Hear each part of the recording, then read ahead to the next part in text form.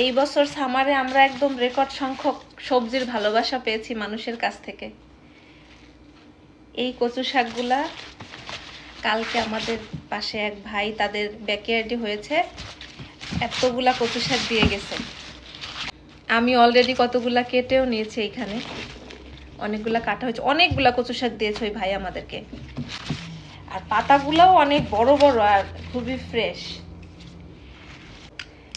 কেউ কারো জায়গায় লাগায় এত কষ্ট করে, নিজেরাই খেতে পায় না সারা বছর, তারপরে আবার নিজেদের থেকে কাউকে এতগুলা গিফট করা, এইগুলো একটা বিশাল বড় মনের পরিচয়। আর আমার তো এখন লজ্জাই লাগতেছে, আমরা কাউকে কিছুই দিতে পারি না, কিন্তু রেগুলার খেয়ে যাচ্ছি মানুষেরটা। আমাদের এরকম লাগানোর কোনো জায়গা নাই যেখানে আমরা সবজি লাগাতে পারি।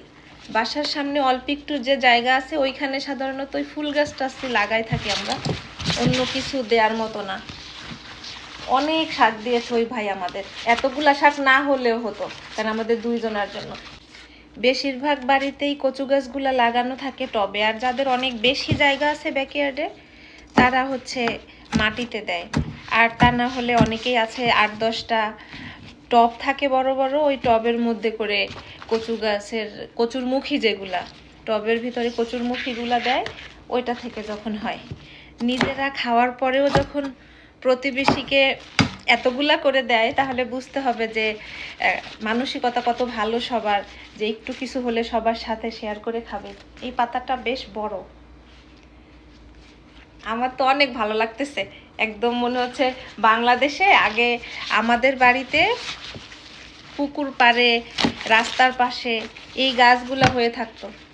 এই গাছগুলা দেখলে যত ভালো ফিল হতে পারে, এইটা আমি এই বয়সে এসেই আমেরিকায় আসে বুঝলাম।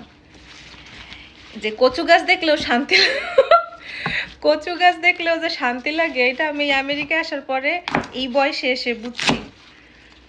এখন আগে তো যখন ছোট ছিলাম এই গাছগুলা তো বাড়ির আনাচে কানাচে সব জায়গায়, এগুলারে তো আমার জঙ্গল মনে হইতো। আর এটা যে ধরলেও একটা শান্তি লাগে, সেইটা ফিল করতেছি এখন। মানুষ বলে না দাঁত থাকতে মানুষ দাঁতের মর্ম বোঝে না, আমার অবস্থা হয়েছে সেটা। জীবনে কোনোদিন চিন্তাও করি নাই যে এইগুলার জন্য আমার মন এরকম হয়ে যাবে, আমার এত ইচ্ছা করবে খেতে, বা আমি নিজে এইভাবে কাটাকুটি করব কচুর শাক। এখন কচু শাক কাটতেও ভালো লাগে আমার, আর আগে এগুলা কখনো কল্পনাও করি নাই।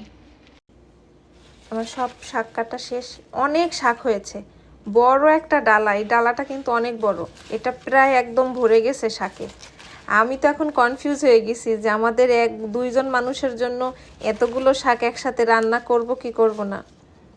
আমি প্রথমে শাকটা সিদ্ধ করে নিয়েছি যাতে আমার রান্না করতে সময় কম লাগে। চিংড়ি মাছ দিয়ে কচু শাক রান্না করব, এই জন্য আমি মশলার সাথে চিংড়ি মাছটাও ভালো করে কষিয়ে নিয়ে সিদ্ধ করা শাক দিয়ে দিচ্ছি।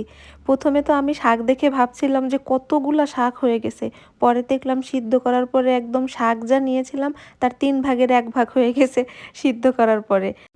অনেক সময় ধরে আমি শাকটাকে রান্না করে নিয়েছি, একদম পুরোপুরি তেল উঠে যাওয়ার পরে এরকম যখন শুকনো শুকনো হয়ে আসছে তখন নামিয়ে নিয়েছি।